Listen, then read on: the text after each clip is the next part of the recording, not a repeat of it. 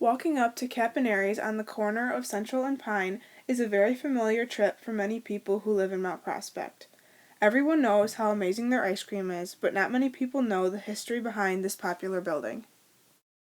So we went to the village and asked them what they were doing with this old dilapidated building that they had moved onto Pine Street. And they said they were going to turn it into a dentist office. And we said, well, we got an idea for an ice cream store. And we'd like to make all the ice cream on the second floor of the building and sell it on the first. They thought it was a great idea, so that's how it started. Mrs. Dix, along with her husband, have owned Capannaris with Mr. and Mrs. Capannari since its opening in June 2001. Mr. Capannari is the man behind the magic of their famous ice cream, and when you walk upstairs, that's where it all happens. So it's a nice, heavy, rich cream that we start with. We obviously have to get this, which is in a liquid form. We've got to get it to a solid. So Jim takes this and puts it into a bin, and he starts to add all the ingredients that he needs for that particular flavor. And then he's going to add some secret ingredients that I can't talk about. And then once he has all the ingredients in a bin, then he adds it to this machine here. This machine is called Bessie. She's our cow.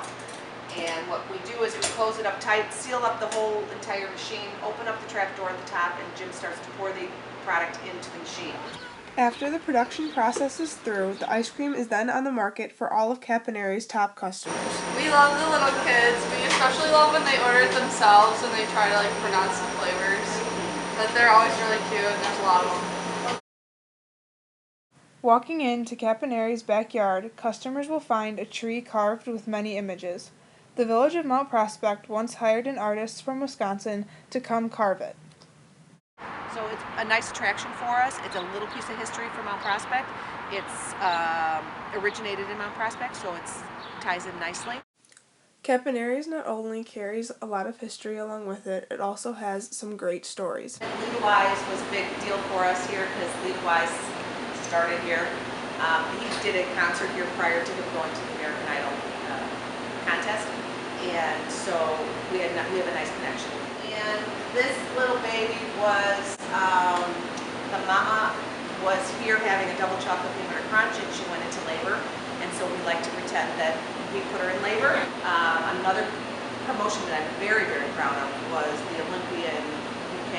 She said as she was getting off the track at the Vancouver Olympics, they asked her what is she going to do next, and instead of saying she's going to Walt Disney, she said, I'm going to find somebody who will make me 18 scoops of ice cream and I'm going to eat it. I read it in the Chicago Trip that that's what she said, so I immediately Googled her and found out where I could contact her, and I told her that we would make her an 18 scoop. So she took us up on it, and she came out, and we made 18 scoops of ice cream on one cone.